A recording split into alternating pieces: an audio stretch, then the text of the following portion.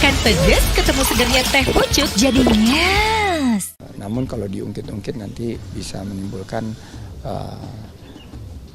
perpecahan, polemik, dan lain sebagainya.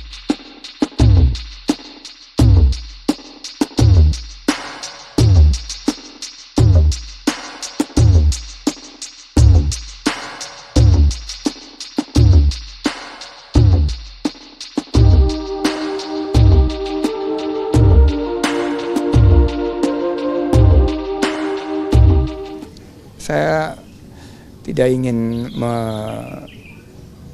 lagi lembaran lama masa lalu. Sekarang kita fokusnya ke depan, dan Pak Ganjar dan Pak Mahfud juga fokusnya tidak melihat yang ke belakang. Karena yang belakang biarlah menjadi kenangan indah. Dan saya kan pernah berjuang sama Pak Anies. Saya juga pernah berjuang sama Pak Prabowo.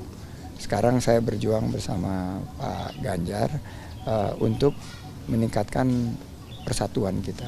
Jangan kita membuka lembaran lama yang mudah-mudahan lembaran lama itu indah, namun kalau diungkit-ungkit nanti bisa menimbulkan perpecahan, polemik, dan lain sebagainya. Jadi saya tidak ingin memperpanjang polemik tersebut. Semuanya sudah dibahas. Itu juga merupakan keputusan yang saat itu saya ambil dengan penuh pertimbangan dan berat hati. Tapi itu adalah tugas dari Pak Prabowo saat itu, dan saya sebagai kader partai saat itu harus mengikuti proses di dalam kontestasi demokrasi di 2019.